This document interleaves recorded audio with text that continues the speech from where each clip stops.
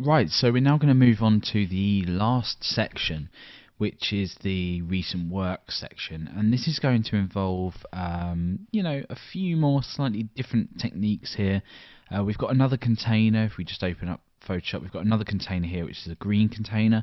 So we're going ahead and adding another background color to our background color list, which at the moment only contains an orange background. We need to go ahead and add this green background as well.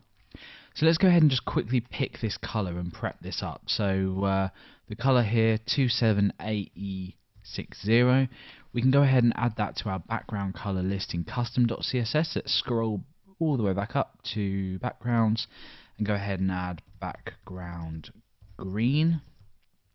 So the background color for this is going to be this value that we've just picked. So let's go ahead and add this container. Let's just find out where this starts. So that container starts there. So underneath here, we go ahead and create a new container. Oops.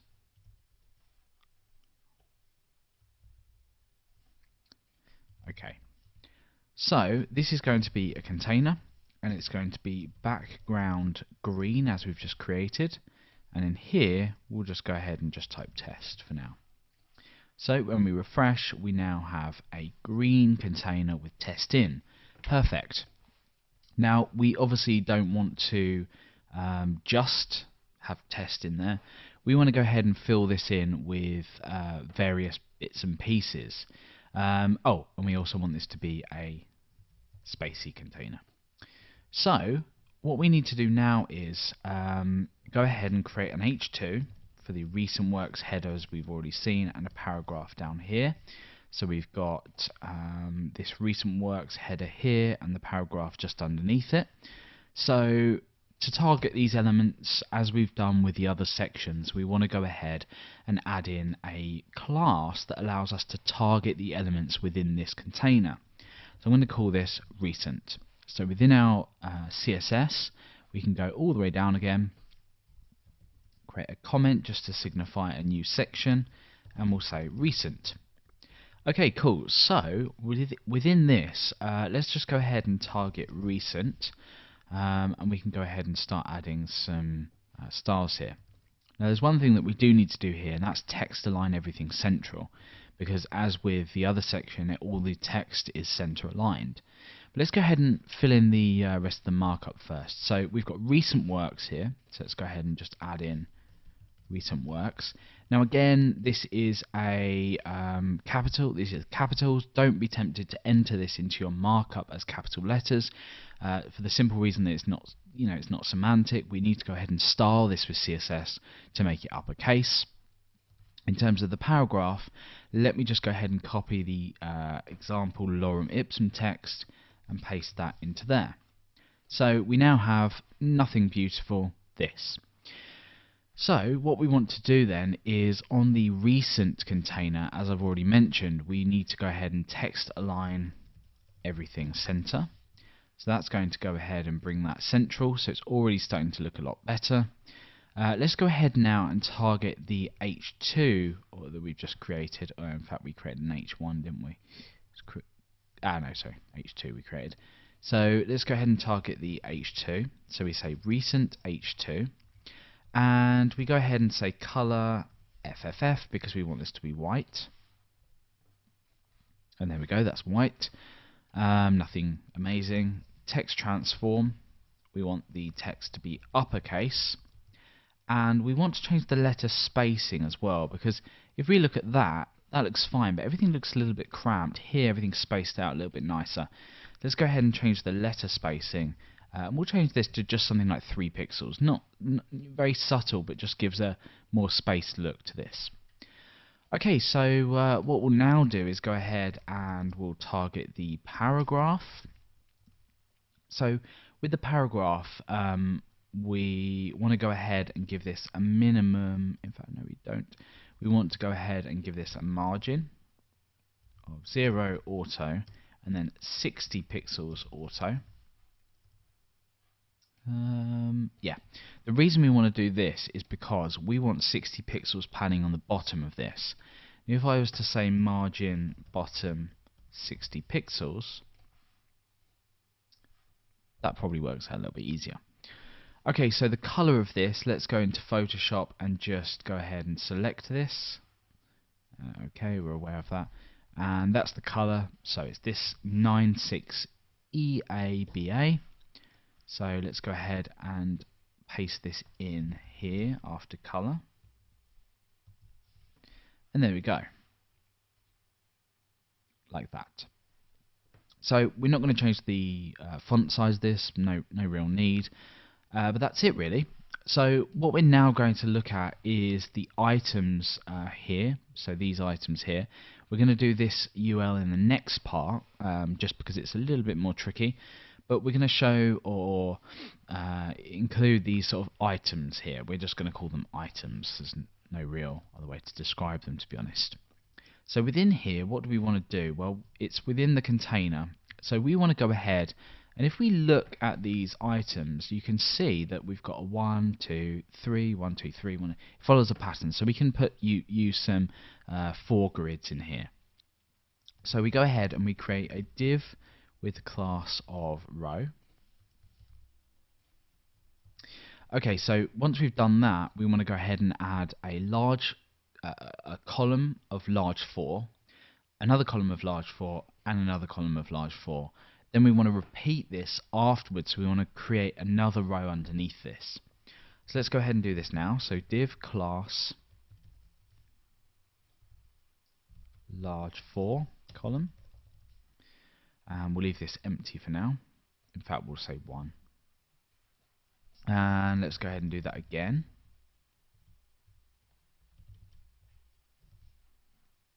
So this is a large 4 column on a large screen, and this is the second one.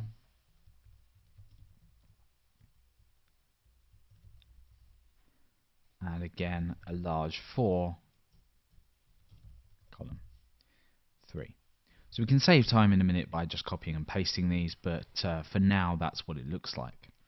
Let's go ahead and refresh, and you can see that we've got 1, 2, 3. So everything's set up now for us to go ahead and create these items. We just need to go ahead and do things like add background colors and things like that.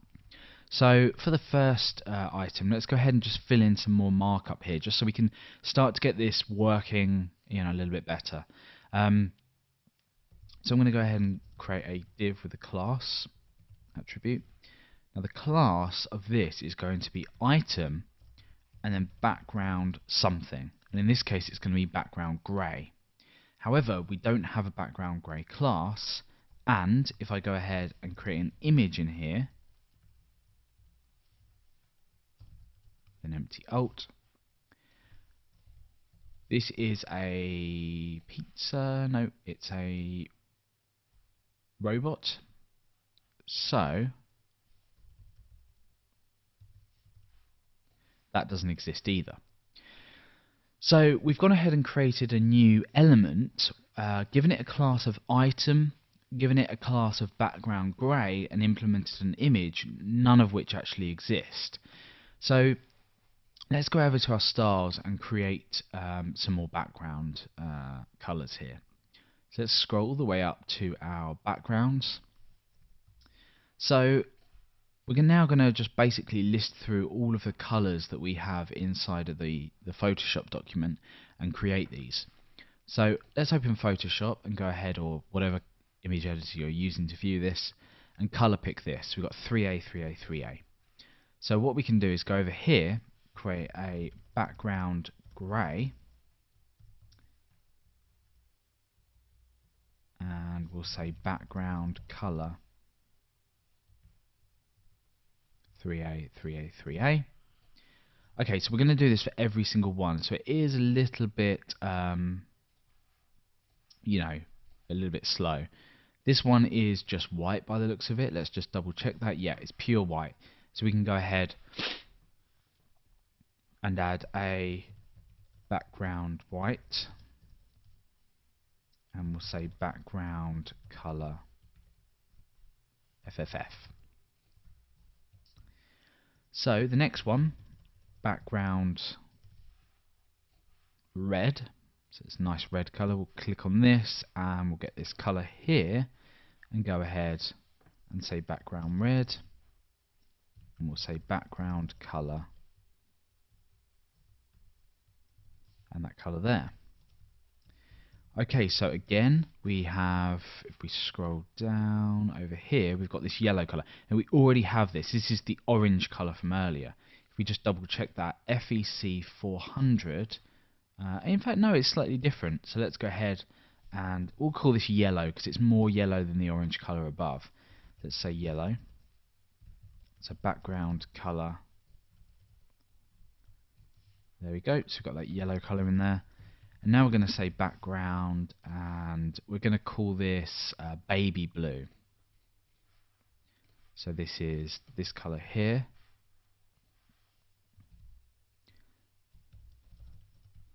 So we'll say background color and this color. Okay, so the next one is this pale blue color. We're just going to call that pale blue. Copy this. So dot background pale blue. And obviously the benefit to this is that you can then in your design add this class anywhere you want, that you know that you want a background of a certain color, and again everything stays consistent. So the next one is this dark blue color. Let's go ahead and copy this, and I'm going to call this dark blue.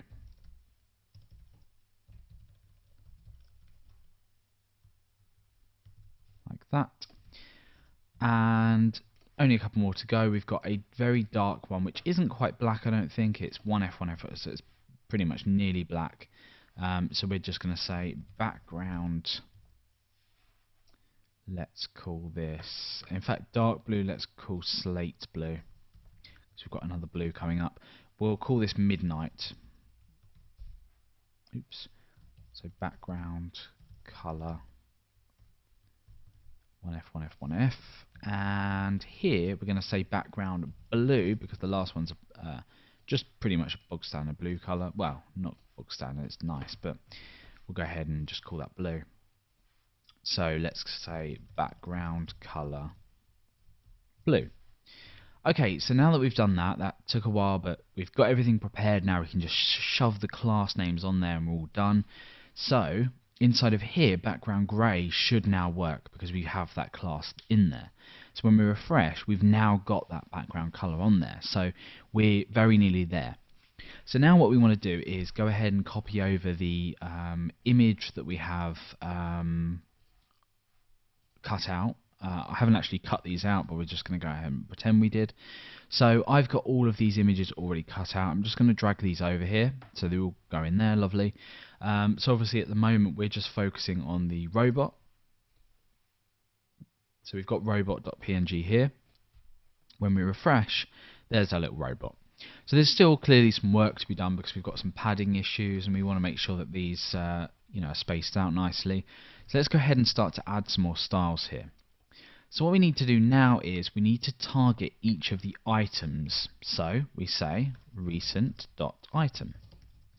So remember we added the item class just here, so this is going to target this container with the image inside of it. So we say recent item, we want the padding on the top and the bottom to be 100 pixels and on the left and the right to be 0. And we also want the margin on the top to be 30 pixels, and we'll see why that is in a minute. You may already have guessed. It's basically because when we create a new row, we want there to be padding underneath each one as well as on the side. The side padding is created naturally by the grid system within Foundation, but on the bottom we won't see any padding unless we specify, or margin, sorry, unless we specify it. And you can see that that's taken effect because these numbers are higher than this here. So we've got this margin at the top. So let's go ahead and add each one of these items. So inside our index.html, let's go ahead and copy this down here, paste that in. So we have, for the second item, a pizza with a white background. So we can go ahead and change this to background white. And we can go ahead and change the image to pizza. So for the third one, we've got a red background with an eyeball. So red and eyeball. Okay, so when I refresh now, Lovely. That looks really, really nice. So we've now got this this sort of row, if you like, of different columns. You can see the natural spacing we were talking about earlier between this. What we now need to do though is go ahead and duplicate this down a couple of times and then go ahead and add the rest of the items in there. So what we're going to do is actually, instead of duplicating any of these, we're actually duplicating the entire row. So we do that once down here and again. So we've now got 3 rows. Let's go ahead and just check this out in the browser. You can now see we've got this margin between here that we were looking at earlier and talking about earlier. Let's go ahead and check out what we actually need to do here. So we've got a yellow background with an umbrella. So if we just track down this one here, this is background yellow, and this is umbrella. The next one is a blue background with a rocket. So background, remember this is baby blue, and this is rocket. Let's just go ahead and preview that. There we are, lovely. So the third one along is the jacket and the pale blue background, I think we called it. Let's just go ahead and double check. So yeah, we've got pale blue.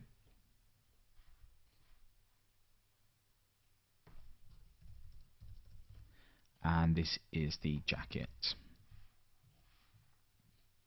And there we go, lovely. So onto the last column, let's go ahead and just add these in quickly and then move on. So we've got the ghost from Pac-Man, and then we've got the slate blue background, I think we called it. So slate blue, and we've got the ghost. So when we refresh, there we are. Okay, 2 more to go. We've got Firefox with a black background, and we've got a utility knife with a blue background. So this is a midnight background, we call this, and this is Firefox. And we've got a blue background with a utility knife, or a utility thingy, and there we are. So we've now got each of our blocks. That wasn't too hard after all. We utilised the grid system to go ahead and put together this structure. We've already cut out the images. We've gone ahead and created hooks for the classes for our background colours, so we can make use of these again. We can reuse them. And we've gone ahead and added padding and spacing and margins and stuff like that to make everything look nice. Now, not only does it look nice on desktop, it's because it would naturally stack down. You can now see that we've got these items like this. As we pull them in, they just become, smaller items just stacked down underneath each other. Now if we wanted to, we could go ahead and say something like this, and let's just test this out. So I could say large 4, small, let's say 6.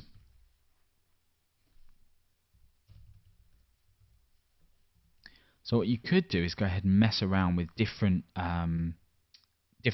container styles, or whatever if you like.